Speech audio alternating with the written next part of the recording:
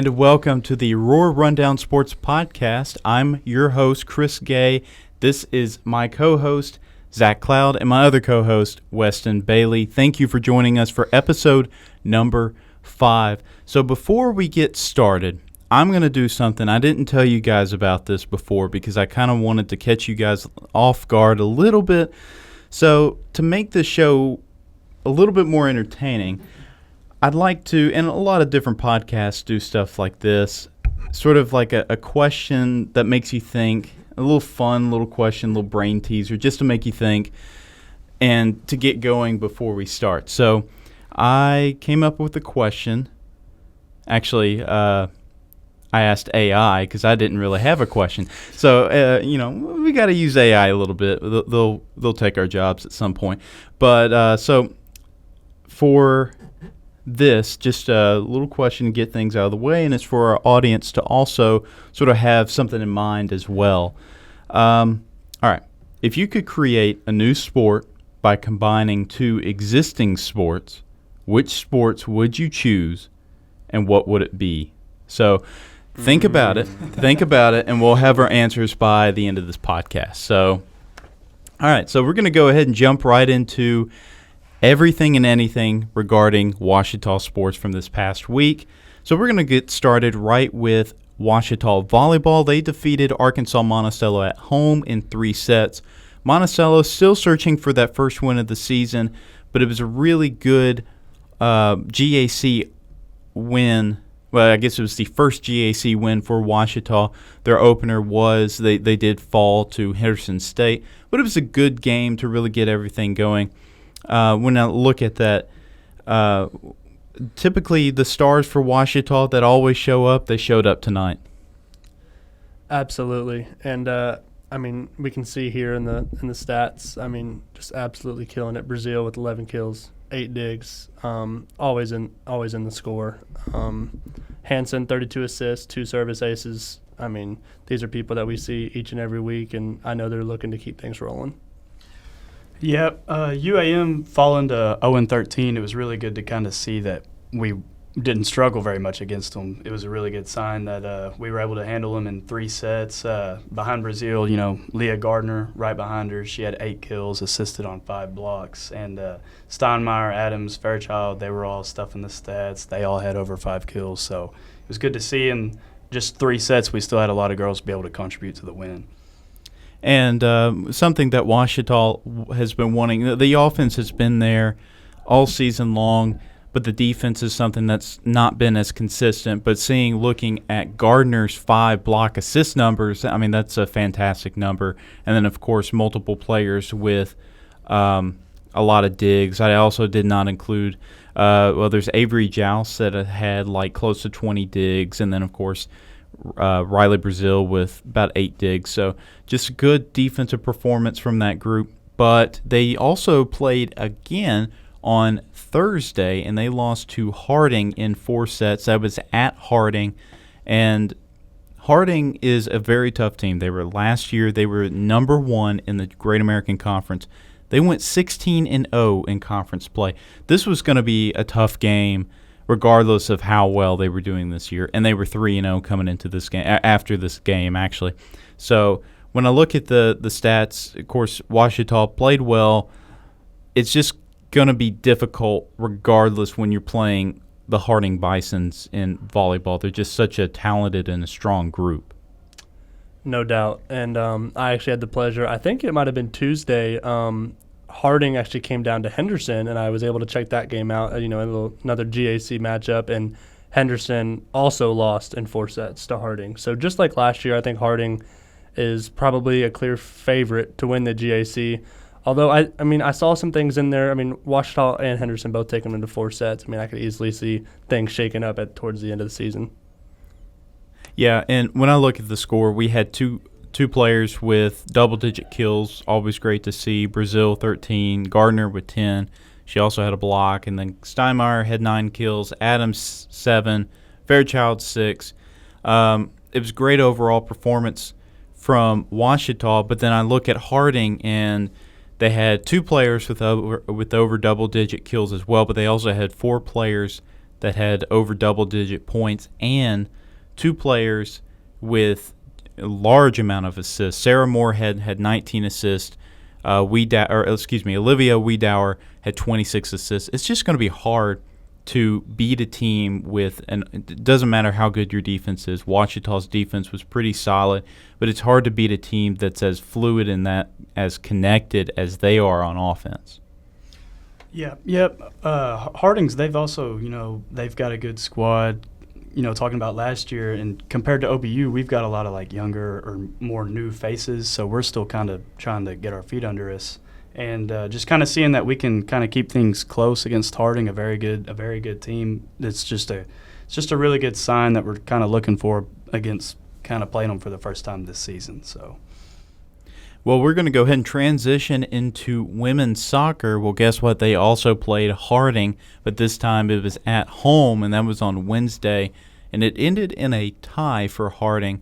For both teams actually. Weston, when I look at the two team stats, they're pretty similar. There's really nothing that shoots out tremendously when you look at the stat comparisons. I agree. It was an extremely equal-sided game. You see here that OBU's Fernanda Valencia made the lone OBU goal on assist from Jamie Fowler, and it was her first goal of the season. Fernanda is actually in one of my classes, and she cannot stop raving about how excited she is for this team and to keep going and keep growing throughout the season, because we saw some early season struggles, and she harped on that a little bit, but she talked about how the chemistry just continues to grow from her squad and that they're really looking forward to continuing to get better. Yeah, and speaking of Fernanda, this was her first goal of the season off an assist from Jamie Fowler. She had 4 last 2 seasons after transferring from Alabama A&M. And Harding's Melissa Ventura had the lone Harding goal, and no surprise to Bison fans as she's an all-GAC performer, but it is surprising it is her first goal of the season. But regardless, not the first GAC matchup for Harding women, between Ouachita women, but it was another good team. Harding was 2-3-1 heading into this matchup, so obviously we'd love to see Ouachita get the win, but still tie is pretty solid. Ouachita still does not have a loss on the year, so that's definitely, though a tie is not as great as what they would hope, it's not a win, but they can at least say, well, it's not a loss. So we're going to change into Ouachita men's soccer. Now, they played their GAC opener against, you guessed it, Harding University at home on Thursday. And unfortunately, they lost. And you can kind of contribute that to, I think, the offense for Harding was very solid, had 19 shots, 10 shots on goal. But Ouachita was respectable in that first half, especially. They may have just kind of ran out of gas. But I just noticed that Ouachita, in the first half, they, of course, held Harding to 0 goals, but then their offense, though they didn't score a goal either, their offense was at its best, really, in the second half, having 7 of their 8 shots coming in that second half. So, but, Zach, when I look at that game, it's pretty clear that the fouling might have been one of the contributing factors to the outcome. Yeah, compared to Harding's 5 fouls, OBU, we've had 19 fouls, which is, as you can kind of see, almost 4 times as much as Harding had.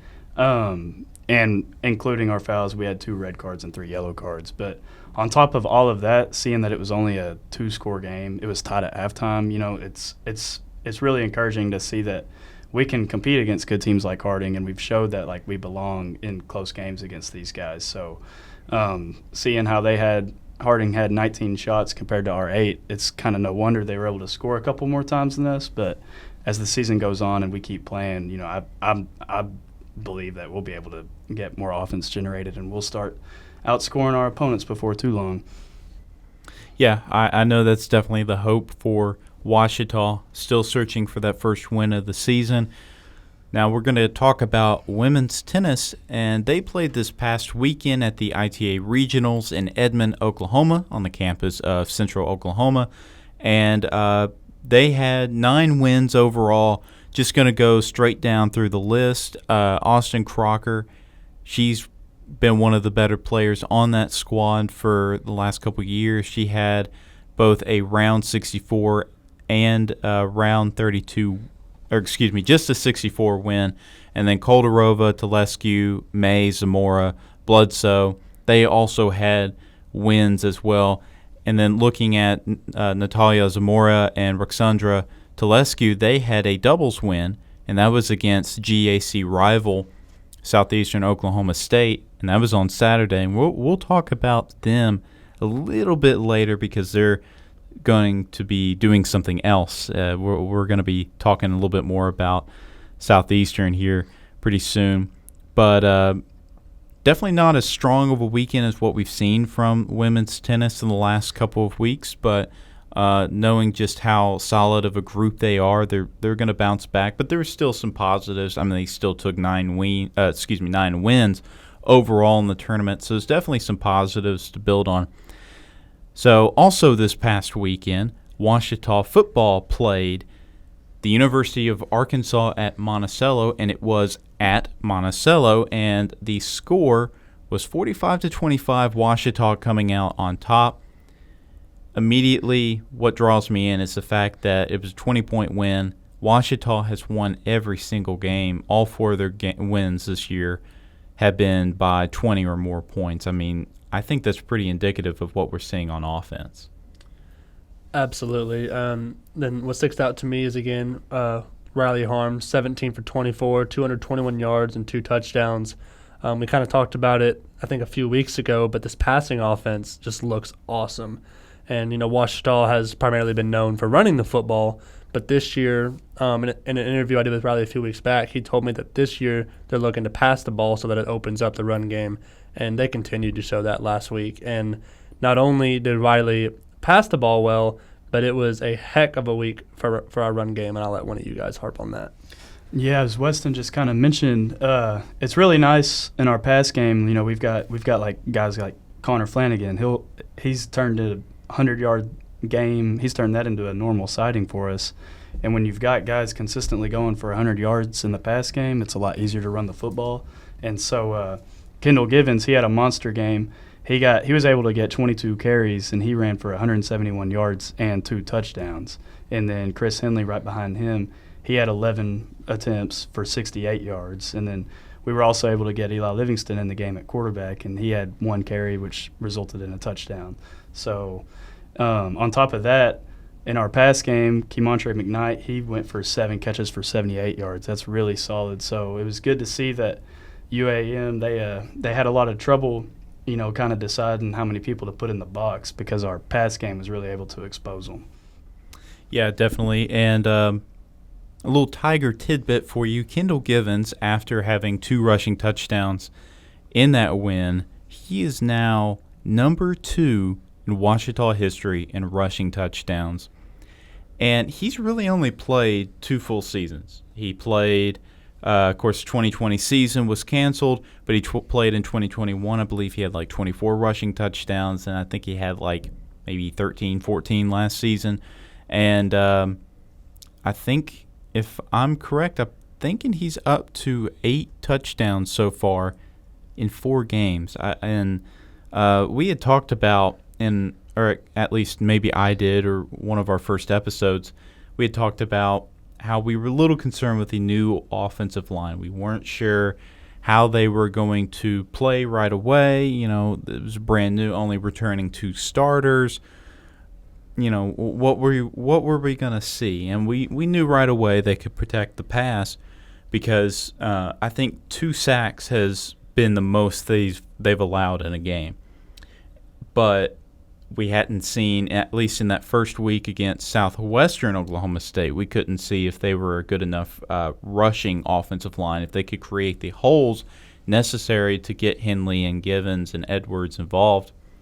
I think they've proven that they can. I think they're meshing pretty well right now. Obviously, about 8 yards a carry for Kendall Givens, and actually he did not have a single negative play, and I don't think Henley did either. So just on 6 yards a carry, so just a phenomenal performance from all of them. And then I look at the defense, and something that still sticks out to me.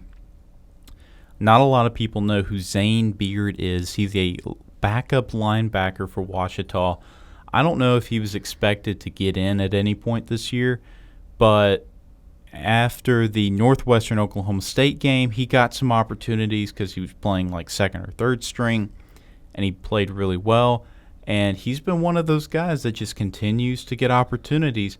Same thing with Carter McElhaney. He had 5 kick returns for 188 yards and a touchdown, a kick return touchdown. Didn't even record an offensive statistic. Didn't need to. His special teams work was phenomenal. That's now his second special teams player of the week in the Great American Conference this year. The guy's a true freshman. And he played really well in that Northwestern Oklahoma State, and he's just another one of those guys that continues to prosper because of that game. I mean, we talk about it all the time. What is going to make this year Ouachita football team different and really get them to that next level? And I think we've all kind of figured it out, and it's these young guys. I mean, the guys that are rotating in on defense that are freshmen or sophomores continue to make plays. You just mentioned it. Special teams is always your wild card in a football game, and if you can continue to win special teams week in and week out, you will have a chance in every single game that you play. So these young guys, the quicker and quicker that they keep meshing with all the older guys and mixing in, it's going to be scary to see. Yeah, and one thing we talked about last week about how to kind of game plan against these guys was containing their quarterback, Dylan Brown. And as we kind of mentioned earlier, we were really able to contain him. He went for 247 yards, but he only passed for 1 touchdown, and we were able to sack him. So he did more damage against us on the ground, 2 touchdowns rushing, but, all things considered, we were still able to outscore him about twice as much. So our defense did a really good job there. Yeah, obviously one of the big points for the defense was make sure Brown's uncomfortable.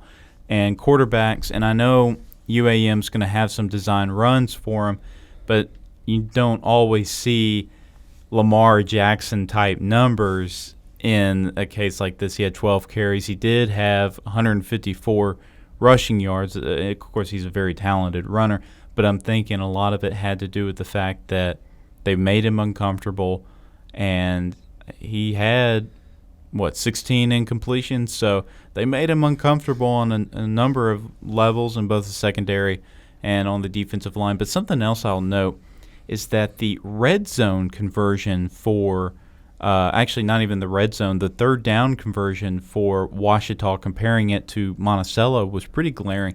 Ouachita, 7 of 12 on third down, which is a phenomenal number. It's actually, I think, maybe the worst number Ouachita's had all year long, and that's obviously a great sign.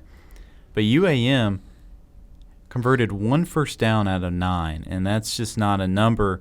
And you wonder why. Okay, well, Brown had this phenomenal 3 total touchdown game because he was the one guy doing it for him, and they just couldn't convert at all on the third down, and it just made it a little bit easier for Ouachita to just sort of take over and run with it. Of course, their 2 red zone opportunities they did convert, but and then they had 3 fourth down opportunities, and they converted the 1. So for Monticello, it's just execution was sort of an issue in that game. So we're going to go ahead and mention, all right, so here are the records for the teams that have played that have records so far. So football, 4-0 on the season, looking to take that going 5-0 next week against Southeastern Oklahoma State. That was the team I was alluding to. Volleyball is 6-9, 1-2 in Great American Conference play. Women's soccer, 3 wins, 0 losses, and 4 ties. That one of those ties coming in, and I was actually wrong. It was their GAC opener against Harding, and that did end in a tie. And then men's soccer, still looking for that first win. They do have 6 losses, and one tie, and one of those losses coming in GAC play. But we're going to do something a little bit new here. Each one of us is going to have sort of an impact player of the week. Don't really know what to call it yet, but okay, we'll call it that. We'll call it our impact or difference maker of the week. And regardless of what it's called, we're just going to highlight an athlete in regardless of what sport in Ouachita athletics that really stuck out to us, that played very well. So, Weston, I'll let you go first. So mine is actually a group, and we actually just got done harping on them, but the Ouachita offensive line, we've talked about it week in and week out, how they've been great passing one week, great run blocking the next, but this week, I mean, they just absolutely put it all together. And 486 total yards, 265 rushing yards, 221 yards through the air. I mean, those are video game type numbers, and you can only do that behind a great offensive line, so those guys get my vote. And mine is Leah Gardner. She is a true freshman middle blocker for Ouachita volleyball, and she's had, and we mentioned her earlier, she's had a phenomenal past week, having, I think it was 10 kills in the Harding loss, and then 8 or 9 in the Arkansas Monticello win. But she's just been sort of a lockdown defender on the front line. And it's been a great sign because they lost Carly Ferguson last year. She graduated. She was huge on that front line. And Zahara Thomas has been dealing with an injury as well. She's been one of the most consistent front-line players for Ouachita dating back to 2021. But seeing how this freshman has really stepped up, started right away, hasn't been able to really get off the court because they need her on the court really all the time. Just phenomenal production from what they're getting from her.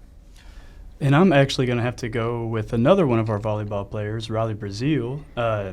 She showed regardless of the outcome of the game, she's gonna stuff the stats. She's gonna have plenty of kills. She's gonna fly around. She's gonna get lots of digs. She showed she's just a really versatile player and a difference maker. And actually, speaking of which, we have an interview with Riley Braziel. Weston was able to get us some of that, so you guys can stay tuned to that and listen to her interview. Riley, I want to get your thoughts on, the early and beginning season and just what the goals of this team look like.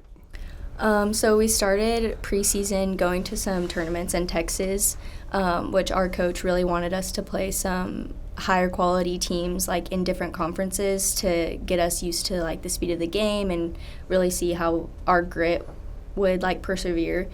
And so we played in those tournaments. We definitely got a lot better.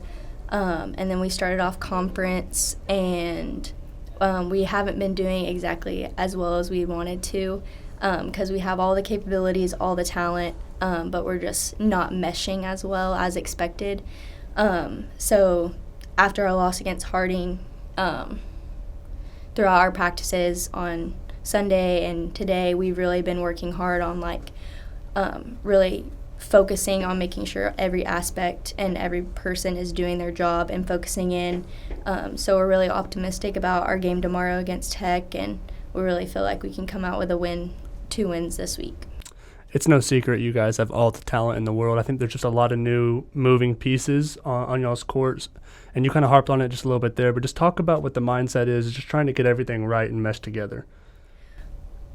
So something we've noticed, kind of a pattern happening on our team, was that some games our offense is on and everyone's doing their job, and then our defense is lacking, and so we're necessarily losing games because we're not, both sides of the court aren't playing together. And then other games the offense is off, but our defense has really stepped it up and done a great job, and then we're losing because our hitting percentage is too low. So it's kind of just finding a balance, which is hard to do because everyone can't have their best game all the time. So we've just really been working on making sure everyone focuses on their job, what they need to do for the team, and not necessarily worry about the big picture and just focus on the little things. No doubt, and I think having a great coach really helps that. And what is her message going into these 2 conference games this week? Coach Riz's message is definitely just, this week in practice, she's really been saying, move on. We have shown a couple of times that we get in our heads too much, when we just need to let it go. Like, yes, go for every ball. You don't know if you can get a ball until you go for it, and to be super aggressive. But if you make a mistake, there's always another ball coming at you. And more likely, if you made the mistake, they're going to serve it at you again, or they're going to hit it at you again. And so you just really need to be able to, we call it a 2-second rule. So you make a mistake, next ball. Like, we can't focus on the negatives or what we're doing wrong, just kind of have a more positive mindset going in. Absolutely. And we do this podcast weekly, and every week when we review volleyball, your name is basically first in every stat category that we review. What has been the biggest step or just the things that you've noticed that have taken your game to the next level since last year? So since last year, I really wanted to not let the pressure affect me as much after having a pretty successful season for myself and for the whole team. I really wanted to be able to produce the same as I did last year. And I had an injury for a little bit during preseason, so I really wasn't producing for my team. So I had to sit out a little bit and let some other people help us get wins, and the team really did good. And then I was able to come back after the Tiger Ready tournament for conference, and it's been going really well, and I've felt more like myself, and I'm just really hopeful that the whole team will be able to come together and we'll all be able to do our parts. Absolutely, Riley. Thank you so much for your time. You're welcome. Great hearing from Riley Braziel, and Weston, you did a pretty good job too. So we'll go ahead and start our Tiger Prowl preview. So we're going to go ahead on the volleyball train here. They take on Arkansas Tech, and by the time that this is recorded and that this is released, volleyball would have already played Arkansas Tech, and that will be Tuesday night. So check out the recording of that broadcast. It will be on Ouachita Sports Digital Network's YouTube page, and I will be on the call for that one. So definitely check it out. But they will also will also play Southern Arkansas University. They are 8-7 so far on the year, 2-1 in GAC play. They lost to Ouachita twice last year. But it's pretty obvious that this Mule Rider team is very different from last year. Like I said, they're 8-7, winning record.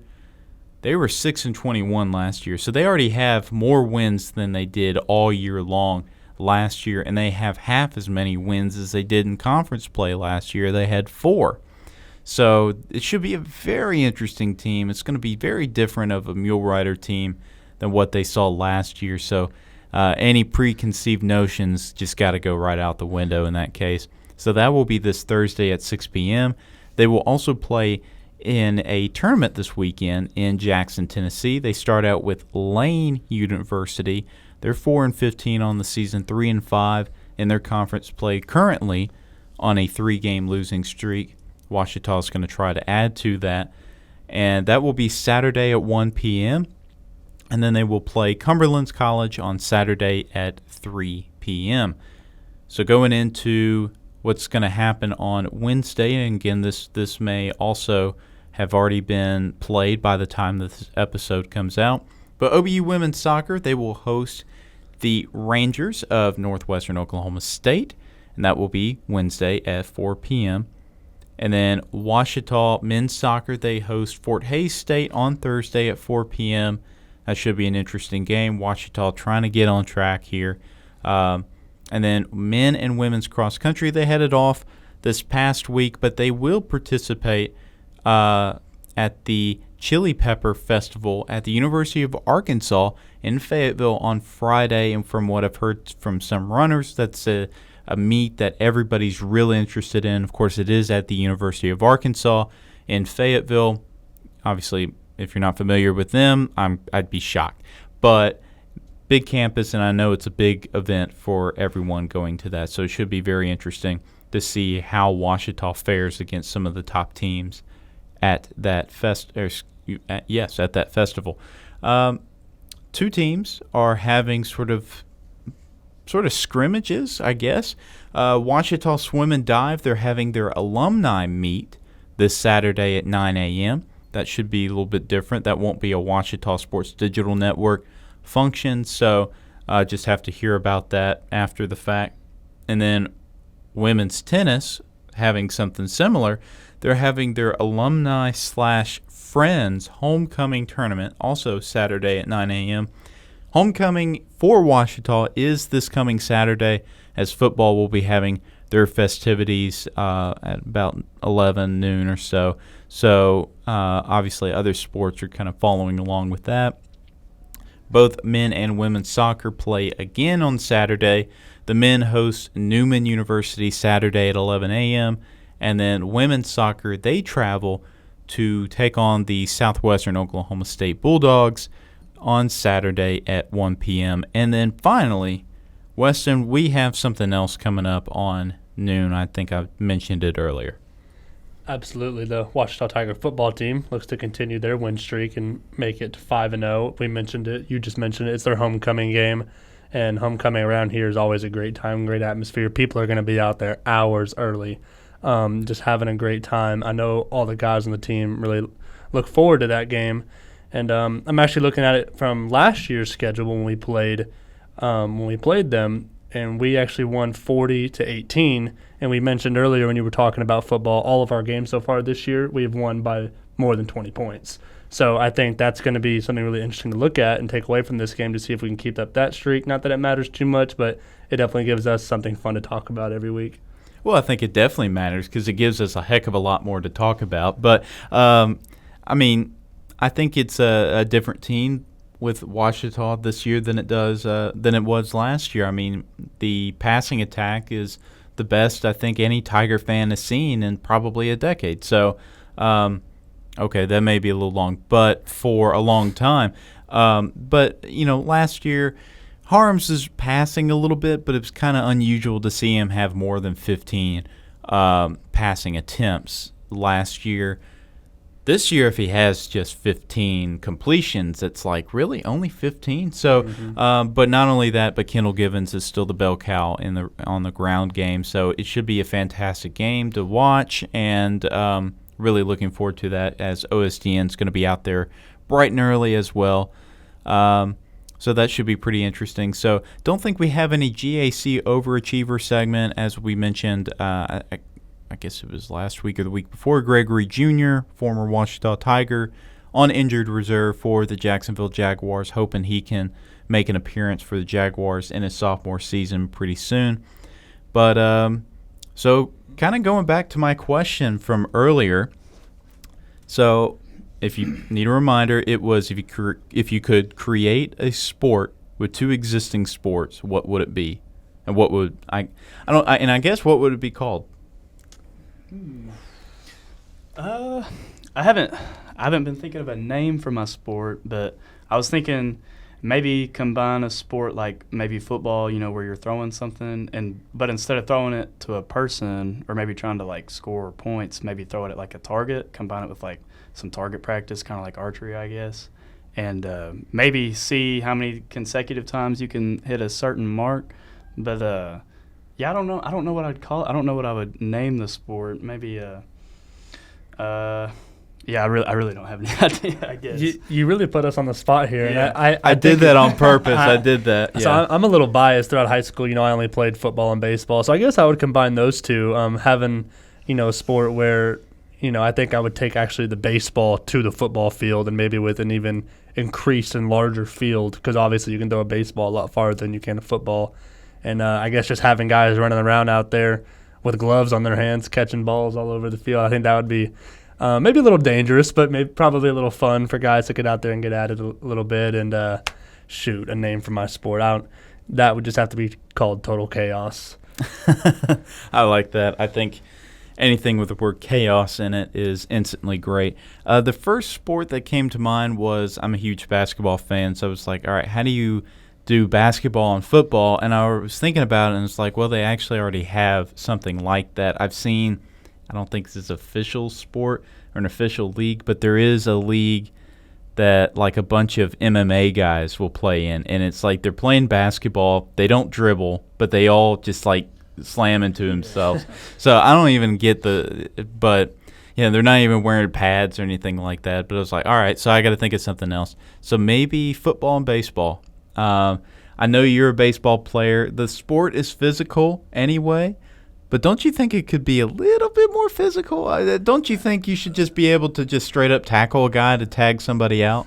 I mean, you would probably get a lot of people going on that question. I think that a lot of yes, to answer your question, yes, there's definitely ways that it could be more physical. I think along with football, I mean, obviously there's as we get older and as we keep going on, sports keep getting limited in physical contact. So I think it would be fun to see. Obviously not everybody has to play. If you're into physical contact and that's your thing, then I guess we're going to create a sport for you. Actually, maybe instead of football, maybe rugby, because they don't wear pads for rugby. So there you go. You got to make it as physical as you possible. So, all right. So that's going to do it for us. Well, thank you so much for tuning in to this week's edition of the Roar Rundown Sports Podcast. Tune in next week where we have a very busy week in Ouachita athletics. But thank you, and have a good rest of your day. And go Tigers.